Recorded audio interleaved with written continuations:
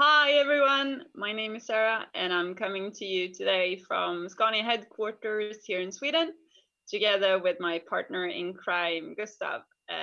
We're going to run a talk today called Evolution is Continuous, and so are big data and streaming pipelines. So we have planned an agenda. Thank you. So the thing here today is that I'm going to start us off by telling you a little bit about us and about Scania and some of the key challenges that we're facing. And I'm going to hand over to Gustav, who is going to give us like a deep dive into how our streaming pipelines looks today and how we deploy these in just with a click of a button.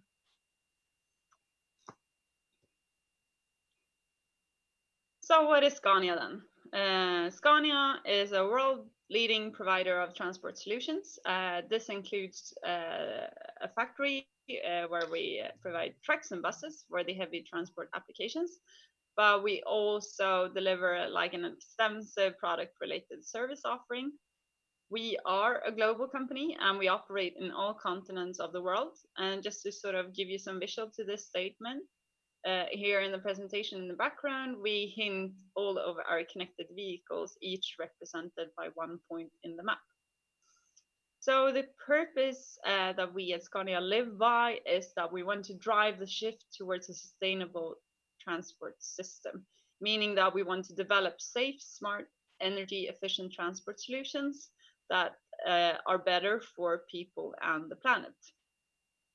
And of course, technology is super important to us, all the way from improving our own core processes to creating new business opportunities. And this is really where connectivity acts as a key enabler for us, because it allows for the control and coordination of like entire systems to target these enhanced efficiency, as well as reducing CO2 emissions significantly. All right, so hitting these targets is very much about making information and data accessible all out in the entire organization as well for our customers. So one of the key things that we need to fix is that we need to process these large volumes of connected product data, because transforming this data into operation and visualizing that, this is where our consumers can actually utilize this to make informed decisions. So this is the mission of our team.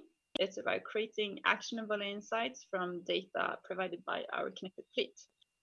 So just to sort of highlight some of the use cases to give you some context into what our team is trying to solve. One where we utilize the information that we based on our geospatial data is in the optimization of transport flows. So the question that we need to answer for our customers and consumers is how arrival time and duration are related for a given transport hub. So as we can see here in the presentation, the small little image is representing all the geospatial data for a very small bounding box and a very limited sort of time window. But only looking at that is still a very large data set and super complex to understand by just looking at it. So it doesn't really give you any hint into how to optimize this area. So we need to transform this raw geospatial data into something that we today call applications. That gives us the capability to build dashboards instead that we can use to answer questions about when does vehicle stop and how do they stop and where does the stop happen.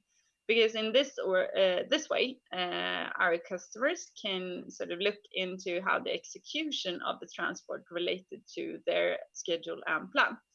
Because transport is very much about having a vehicle up and running and moving from A to B and not standing still. So as we can see here in the highlighted box that I've tried to highlight, we can see that before lunch, actually, we have some deviations when it comes to vehicles that are standing still, like more then transport at the same hub going in and out in the rest of the hours of the day. So I told you that one of the things that we at Scania really hold dear to our heart is that we want to drive the shift towards a sustainable future. And one application that we are showing here that we built is a recommendation system for our customers for how to turn their diesel truck fleet into electrical one. And by examining these historical transports that we saw previously, we can derive heuristics for placement of charging infrastructure. And thereby determining a potential placement of charging infrastructure, we can do battery simulations to establish needed battery configuration. And this in turn let us create a cost and CO2 optimized commercial plan. So very much about helping our customers to be sustainable while keeping their fleet running in the same operations that they are doing today.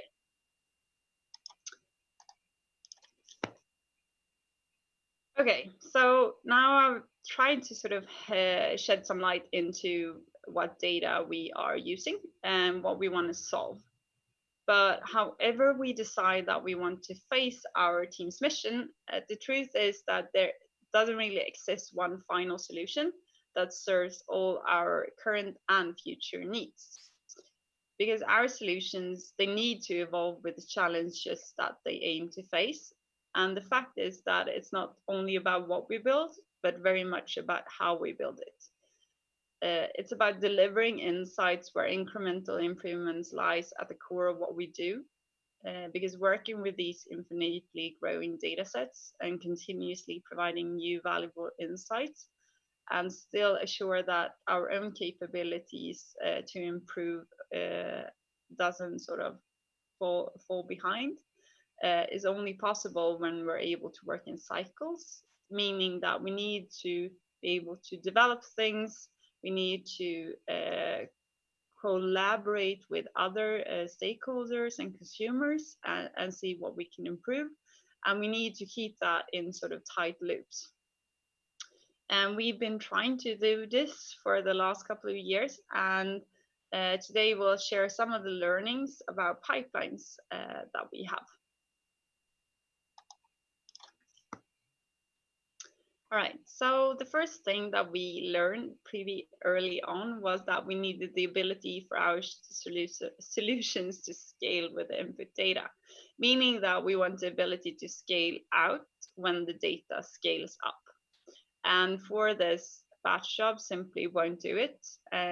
So the pipelines that we put in production today typically consists of a series of processing steps where we have implemented each step as a separate Spark job. And when we utilize like the streaming pattern, we're utilizing either like Spark streaming or Spark structured streaming, both like reading from Kafka and writing to Kafka. And having these type of processes as a series of streaming jobs typically enables us to have like a transparent, modular, and scalable solution. Where it's not like a black box that you have to work with, but we have rather built a machine where we have the possibility to monitor the entire pipeline's progress, or we could even pause the entire pipeline, or we could rerun it if we want to, or even stop it to replace some parts. While at the same time, we can work with the transparency at the level where we can set sizes of our transformation in relation to resources as well as customer needs.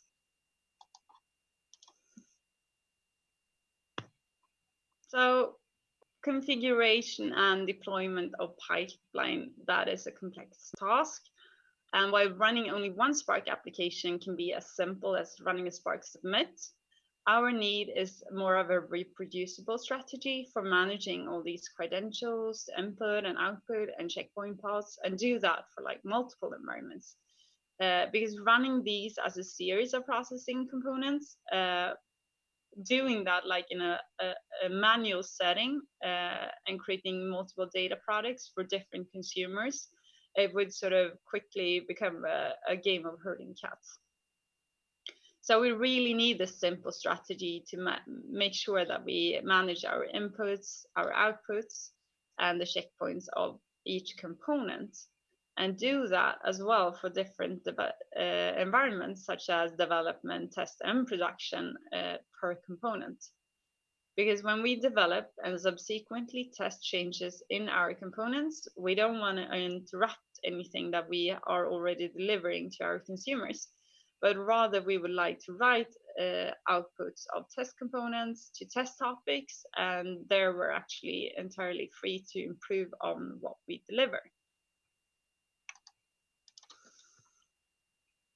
All right, and one super cool thing about working with Spark Streaming is that it comes with this internal process for fault tolerance, and thereby ensuring like that the Kafka offsets and the for stateful application, the states are written to HDFS. But one problem with this fault tolerant system that we are utilizing today is that when we have an improved component, when we have an improvement that we want to deploy, it loses its ability to pick up these states. So what we need to do is to ensure that our updated components can continue to the processing where a previous component actually left off. So it's very much about building the ability to work as a pit stop where we have where we can improve on a component, pause it, and then we can send out our champion back in this race, and we don't have to restart from the very beginning, but we don't have to lose anything in between switches either.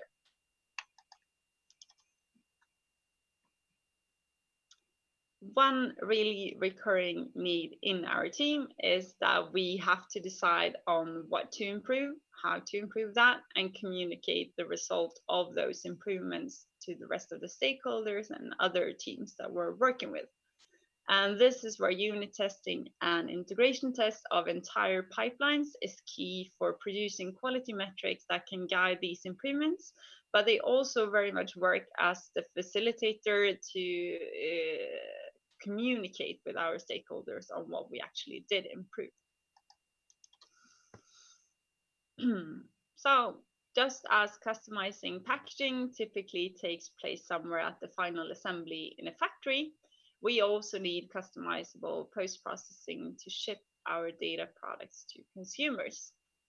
Because with multiple customers that come with varying questions, most typically we actually can use case-specific post-processing because it allows us to utilize the same data product to answer multiple business questions.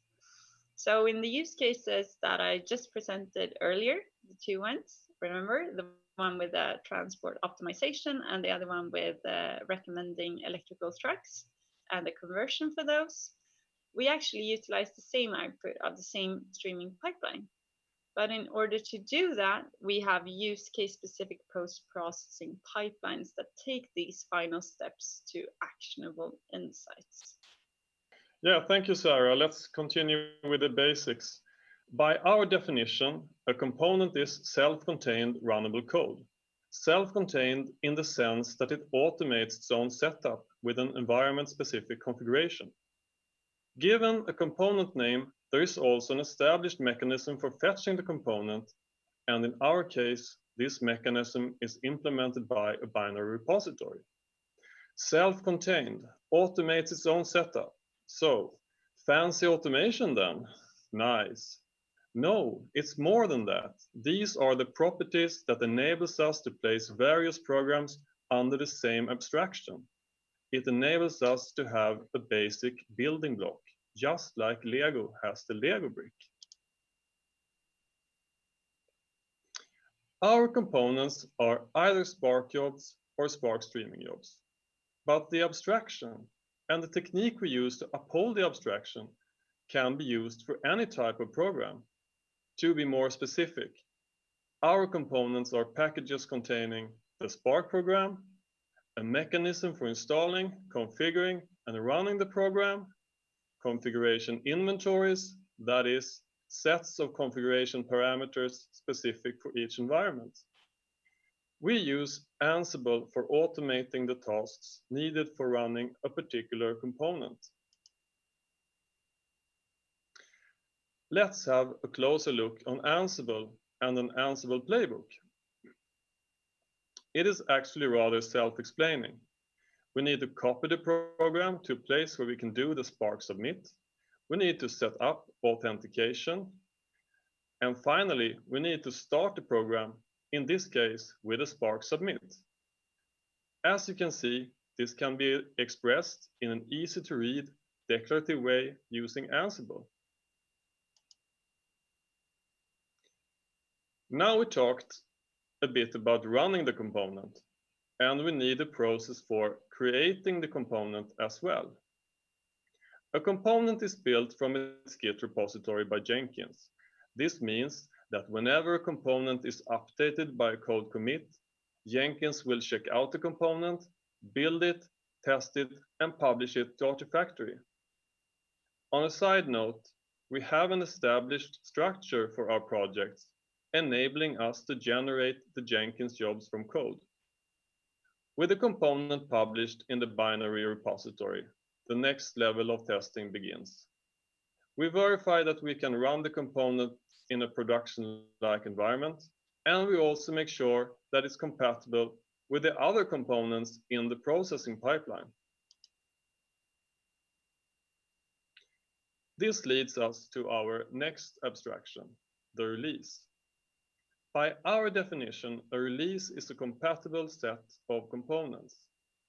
Compatible in the sense that they are tested together and that the outcome is according to expectation. In other words, a release is a set of components that are verified to be compatible with each other. This verification is performed by the integration test. The integration test fetches and runs the components in a defined order, and then it verifies the intermediary and the final results. In this way, we verify that a particular combination of version components are compatible and that they generate the expected result. Here is an example of a release. And as you can see, it can be implemented as a simple JSON file. Just like with a component, there is an established mechanism for fetching a release, and this is also implemented by a binary repository. We have now explained what we mean by component and release, and they build the foundation for our final abstraction, the pipeline specification. The pipeline specification is a version-handled specification of all active pipelines, what release they use, additional configuration, and order of execution. With this, the production system has all needed information for running the pipelines, regardless of orchestration mechanism. The pipeline specification describes both what and how. It combines the release with an execution schema. Also, the pipeline specification allows for different versions and types of pipelines to be defined. So why do we think this is so cool then? Because it allows us to dynamically deploy pipelines just by updating the pipeline specification. Just like with Lego and the Lego bricks, we can combine our components and swiftly update or create new processing pipelines. As you can see, amazingly simple, but still very powerful. With the pipeline specification, we have a clear interface to the production environment. In our case, the pipeline specification is used to generate Airflow jobs that are responsible for the execution of the pipelines in production. Instead of deploying on-prem using Airflow, we could use the same specification and, for example, generate a CloudFormation stack for deploying and running our pipelines in AWS. So, if we put component, release, and pipeline specification in the context of how our team works, let's imagine our team getting a request for adding a feature column to one of our data products. We make the change locally at one of our developer desktops. When we're happy with the change, we push it to Git. Our Jenkins server picks up the change, pulls the updated repo, compiles the code, runs the unit test, and if they are successful, packages the component and publishes it to Artifactory. This will in turn trigger an integration test pipeline that will test the latest versions of the components together. If the integration tests are also successful, a release will be published specifying the components, just as we saw an example of in our previous slides. When we have a pipeline that is ready for production, we add the new pipeline to our specification, specifying the newly created release, the execution schema, and additional configurations. The pipeline specification is finally used to generate the airflow jobs for running the pipeline in production. This enables us to take responsibility for delivering what our customers need within the time frame they need it, while at the same time ensuring that we are accountable for the code we produce and deploy. The final pipeline doesn't exist. When customers get answers to their questions changes. We need develop, test, deploy loops. Think end to end. Put things in the hands of customers and their use case to get feedback on what should be improved. We should avoid premature design decisions. Trade-offs must be done in the context of customer needs and priorities. Value creation is not a one-off effort. It's a continuum, and our processes need to allow for that. It has been interesting for us to summarize our experience, and we hope you will have use for them in your current or future endeavors. Feel free to reach out to us with any ideas, thoughts, or reflections. Thank you.